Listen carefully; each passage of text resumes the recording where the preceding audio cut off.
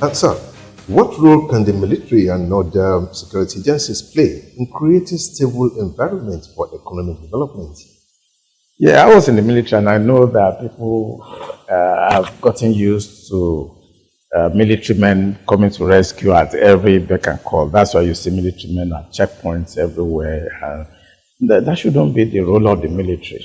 That should not be our role. There's what we call civil aid to civil authority. It's a concept in the military that we can aid the civil authority in terms of emergency. But the military should not be used at every emergency. The military itself should be organized in such a way that they should be part of the system, but not playing the lead role. You have the police, you have the AFCC, you have the DSS, ICPC, and other paramilitary organizations. What I will advise the government to do right now is to push more resources into the paramilitary and make them visible. And the military should actually be at the back. And if they are overwhelmed, that's the time they should come in. But most importantly, military can help in the protection of critical national infrastructures. For instance, when you go to Niger Delta, you see your pipelines are not well protected. You see your communication infrastructure, your energy infrastructures, and so on. Those are strategic economic base that I think the military can actually have their basis and visibility so that they can prevent the sabotage that we see every day. So I think they can play that role. Strategic military installations, strategic economic installations and facilities. But outside that, the military are just supposed to focus on external aggression. That is my principle. I don't like the situation where you see military men all over the place in the country. The military should go back to the barracks.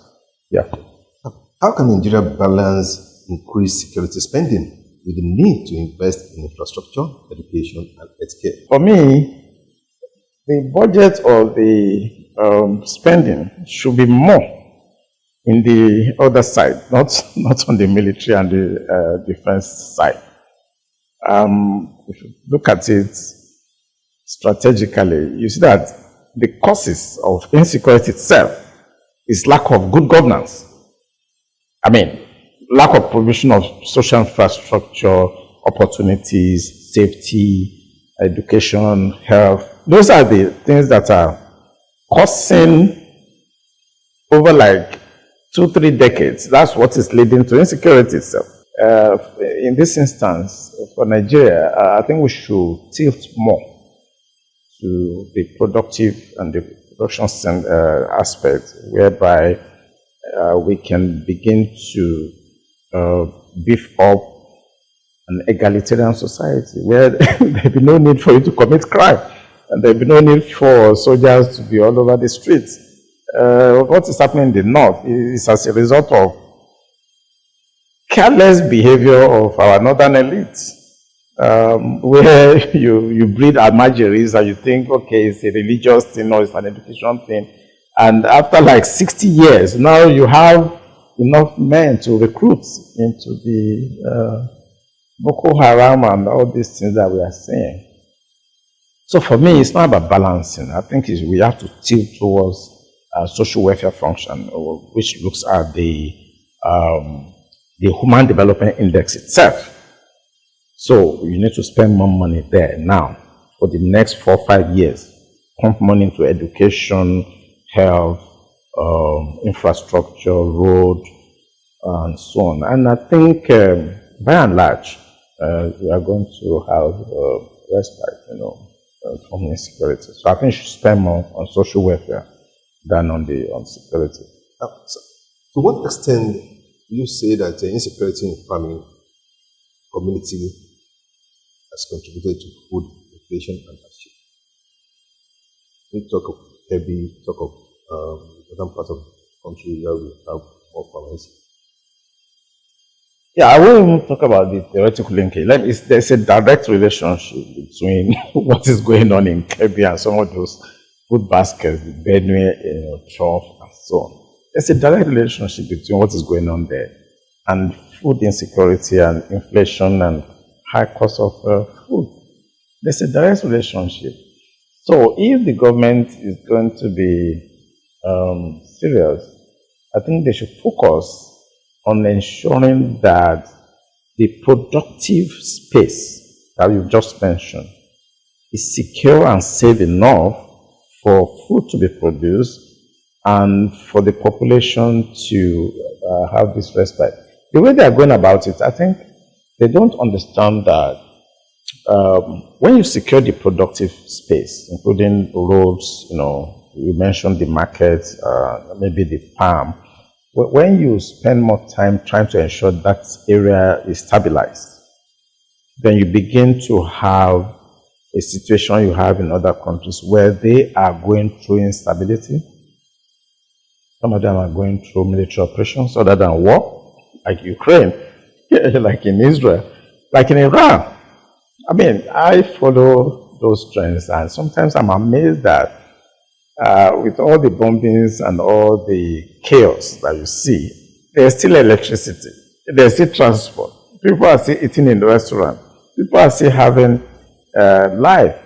So the government have to learn from some of these countries, like Iran, even Israel, or even Ukraine, where they are under siege.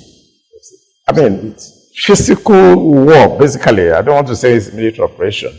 And yet there's electricity, there's still water, and people are still living. I mean, schools are running.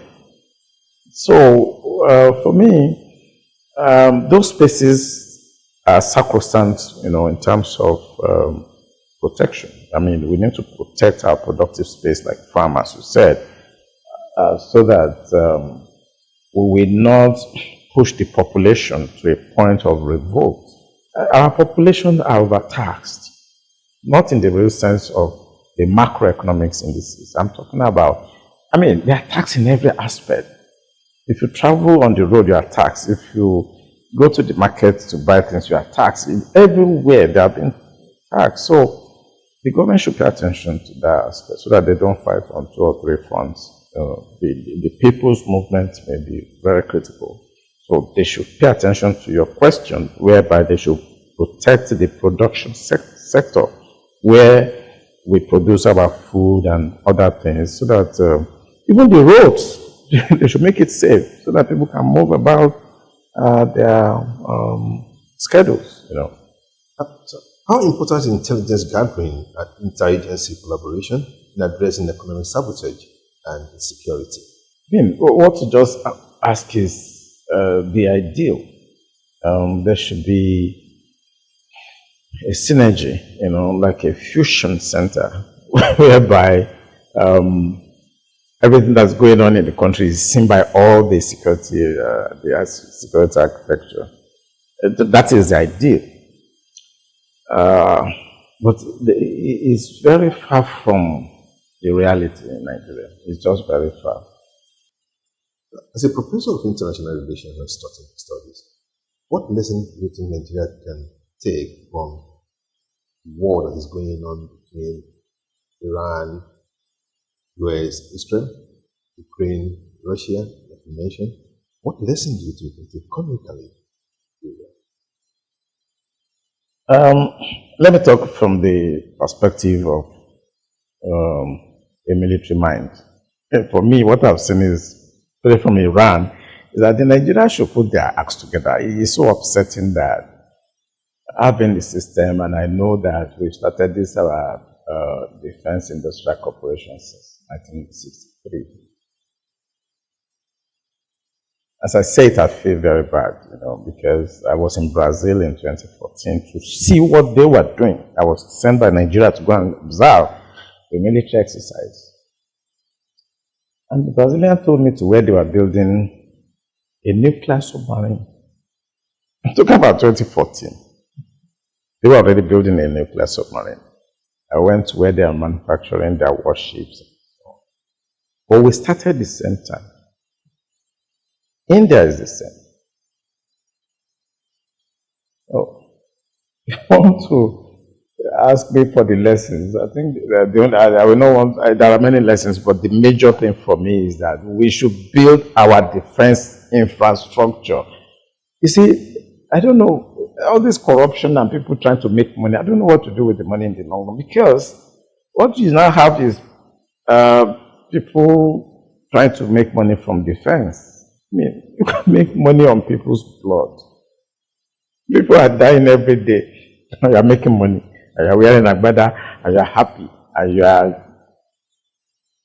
We should simply build up our defense.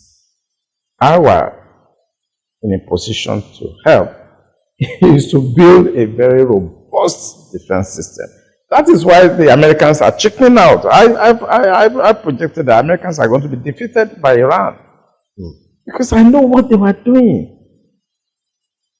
Nigeria is going to be next. Because Americans are looking for oil everywhere. They went to Venezuela, captured their president. They went to Iran, they killed the people. They want the oil, the Suez Canal. I mean, yeah, the Strait of Hormuz and the island where the Iranians have their. That's what they want. In Iraq, they did the same thing. Look at what they did in Libya. And I don't know why I don't want to say politicians, because I don't know how they think. They should know that if Venezuela is down, Iraq is down, Libya is down, Iran is going. Africa is next. Not only Africa, Nigeria is next. But how they think, how they perceive everything, actually beats my imagination. Nigeria is next. The American troops are already here. When they finish with Iran, we should pray that Iran hold them down for as long as possible to pin them down at that Middle East. Because when they get out of that, they are coming to Nigeria now. They're going to take your oil. So you have people that seem not to know what they're doing with the oil and the gold, uranium that you have. You don't seem to know what to do with them. You simply steal some and sell at Dubai and you are happy. Marry more wives. So they are coming to teach you how to make use of your resources. They will take it from you. They can take your president, capture him and take him away. And what can you do?